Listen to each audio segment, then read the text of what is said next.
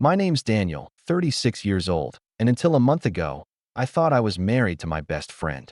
I met Claire when we were both in our late 20s, working in the same office building downtown. She worked in marketing on the 12th floor. I was buried in IT on the 4th.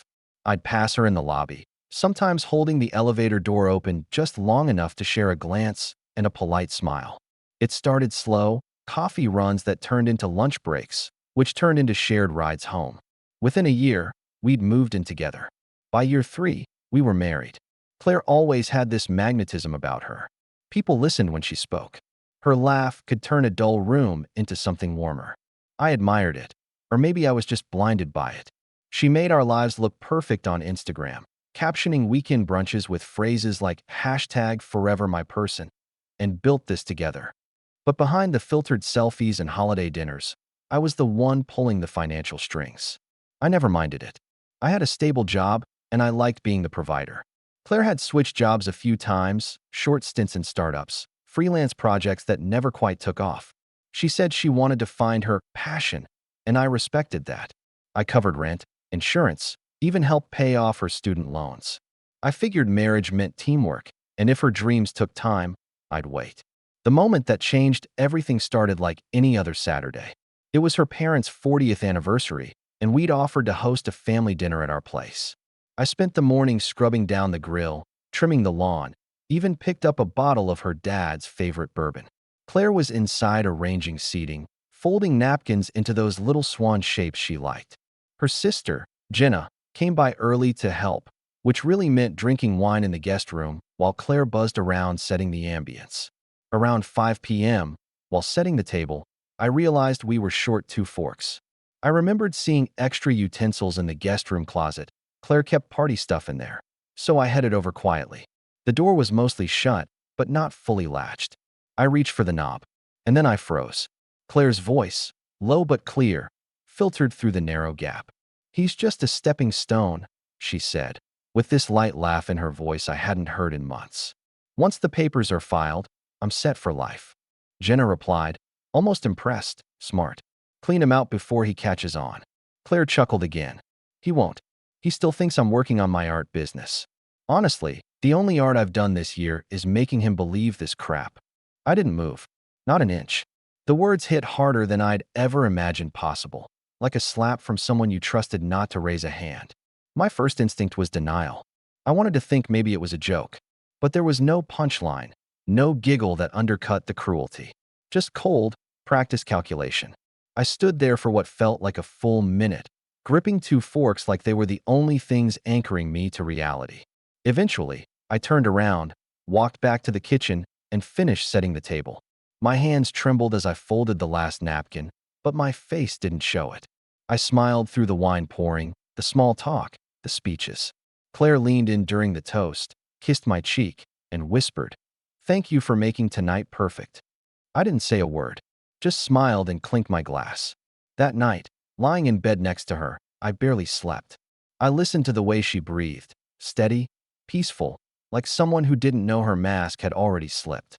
I stared at the ceiling, 1,000 thoughts running laps in my head. Was any of it real? The date nights? The cuddles on the couch during storms? The way she'd reach for my hand when we walked across the street? Or was I just a transaction to her? A bridge she never intended to walk beside, only across? The next morning, I told her I had to work. I left early. I didn't go to the office. Instead, I drove straight to a lawyer. A friend of mine from college, Eric, had recently helped me draft a will. Solid guy, trustworthy, and most importantly, discreet. I walked into his office looking like someone who just found termites in their wedding cake. I didn't even sit down before saying, "I need to protect everything." Quietly, Eric didn't ask unnecessary questions. He just nodded and got to work. Over the next few days, I untangled our finances, rewrote the terms of the trust fund Claire didn't know I had, and quietly removed her name from every joint account I had access to. The house was in my name. Thank God. But just to be sure, I filed a notice to prevent any unauthorized sale or mortgage attempts. I also had the locks changed at my office and installed a secondary email filter to catch any suspicious activity. It was exhausting. Every signature felt like peeling off another layer of the lie I'd been living. And still, at home, I played my part. We ate dinner together, watched one of her favorite shows. I even pretended to be interested when she showed me a new set of earrings she was thinking of treating herself to. By day 4, Claire was back to being extra affectionate. Hugs in the kitchen, light touches when she passed behind me, subtle reminders of the version of her I once loved. Part of me wondered if she sensed the shift in me, if she knew I'd heard. But no, that would have required her to believe I was smart enough to figure it out. Then, that afternoon, I got the email.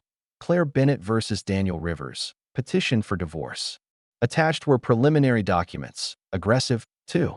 Requests for alimony, half the house, a portion of my retirement plan, reimbursement for emotional labor, whatever that means. And still, I said nothing. That evening, Claire came home humming, like it was just another Tuesday. I had dinner ready. Lasagna, her favorite. She acted completely normal. She asked how work was, told me Jenna was flying to Cancun next week, and that we should think about a trip once things settled down. I nodded. Sounds great. I waited 2 more days before making my move. On Friday morning, I left Claire a note saying I'd be out of town for the weekend on a work retreat.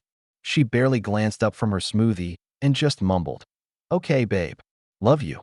No hug, no kiss, just entitlement on autopilot. I drove straight to a private P.O. box I had set up weeks earlier, grabbed a small stack of documents, and went to meet with Eric one last time. Everything was ready. I just had to sign and wait for the rest of the trap to spring. That weekend, Claire went on with her life as if nothing was wrong. She posted pictures of our house on social media with captions like, "Enjoying the peace while hubby's away," and "Self-care weekend." She had no idea the walls around her were about to cave in. Walls I had spent 10 years building, and she planned to walk away from with half. What Claire didn't know, or care to remember, was that we had signed a prenup. Back when we were engaged, I insisted on it.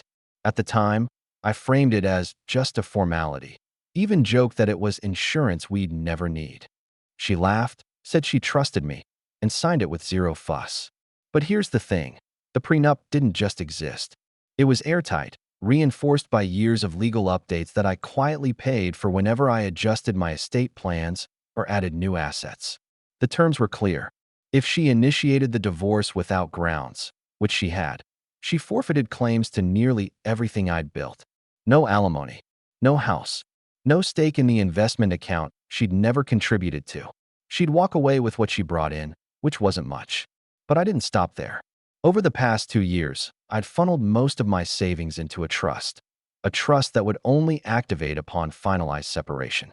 That trust was tied to a holding company, and that company, in turn, owned our house. So even though the deed had looked like it was in my name, legally, I'd transferred ownership to a shell company with a clause protecting it from divorce settlements. Again, Claire never asked. She didn't care where the money came from. She just assumed it would always be there, waiting for her, even when she made her exit. Monday morning, I returned home like nothing happened. She was sitting on the couch in yoga pants, watching a reality show and scrolling through her phone.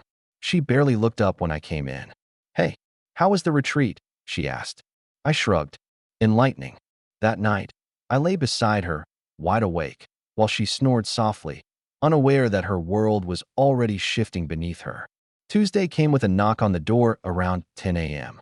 I'd taken the day off and sat in my home office with the door cracked open, just enough to see her reaction. Claire padded to the door in slippers and opened it, smiling lazily. Yes. The man at the door wore a suit and held a thin manila folder. "Claire Bennett." "Yes. You've been served." She blinked. "What?" "No, I already." "It's a counter petition," he said, already turning to leave. "Please review it thoroughly. You have 10 days to respond."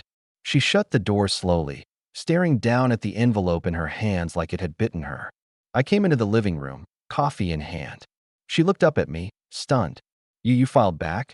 I took a sip, then sat down on the opposite couch. Calm. Steady. "I figured since you were done pretending, I'd stop too." Her mouth opened, but no words came out. "I heard you," I said. "That night. You and Jenna. The stepping stone comment. The plan to clean me out." Her face drained of color. "Daniel, I was joking. You know how we talk. That's just." I cut her off. "You weren't joking. And even if you were, the papers from your lawyer weren't." She tried again. "Look, let's just talk, okay? This got out of hand." "I didn't mean to." I stood up and walked over to the coffee table, setting my mug down carefully. Then I picked up another envelope and handed it to her. This is from Eric. It outlines the prenup you signed. You might want to read it. She didn't take it at first, so I placed it on the couch beside her.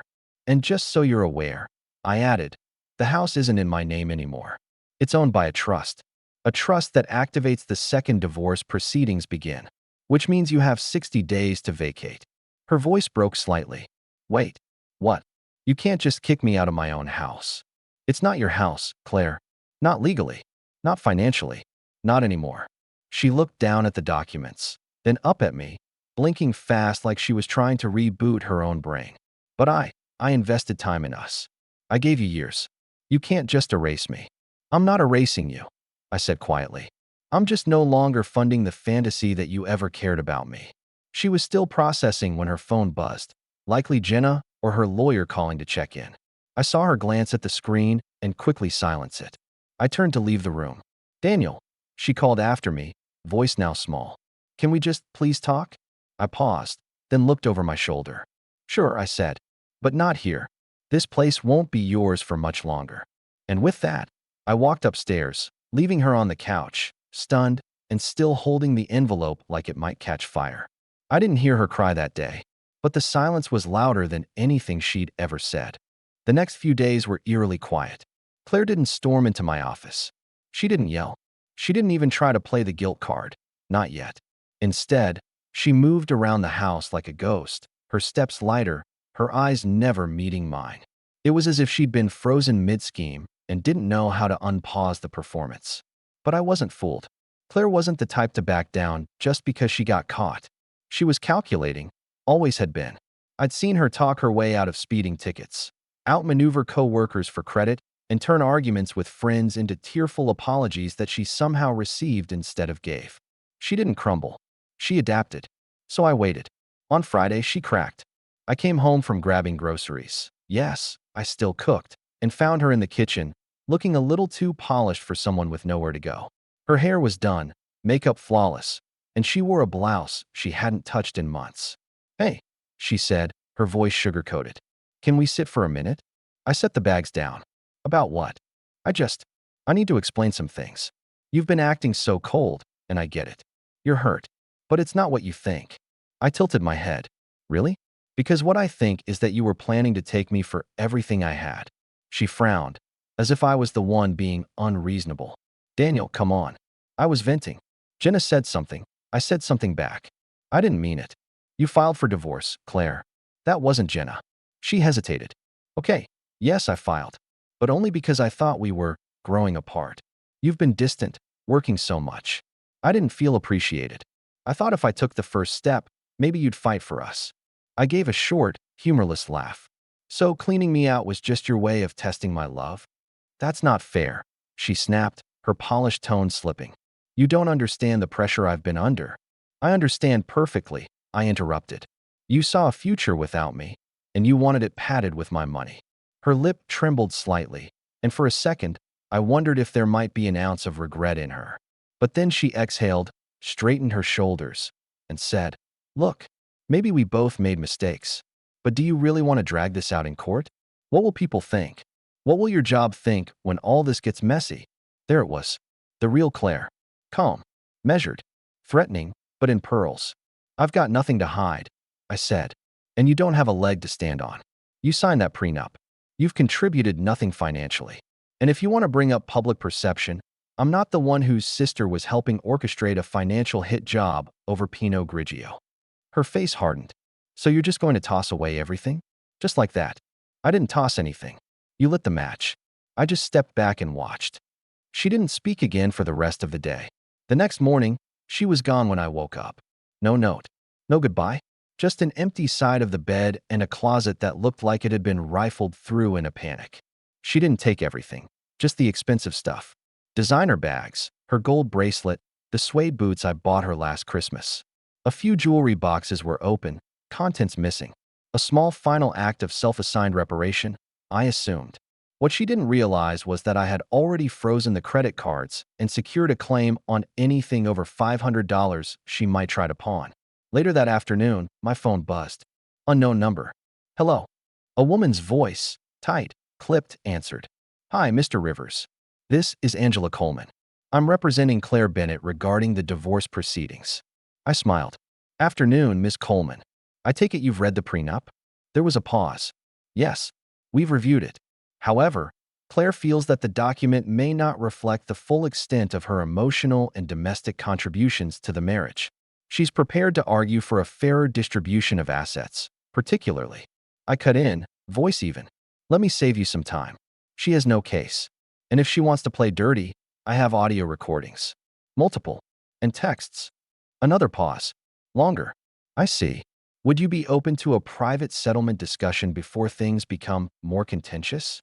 I'm open to her leaving the house within the next 30 days and walking away with what she came in with. That's as generous as I'm going to be. Ms. Coleman didn't respond right away. Finally, she said, I'll speak with my client. Please do. I hung up and leaned back in my chair, staring out the window. The yard was quiet, the wind shaking the branches gently. For the first time in weeks, I exhaled without feeling like the ground might give out beneath me. But then, 3 hours later, I got another call, not from a lawyer, from Claire.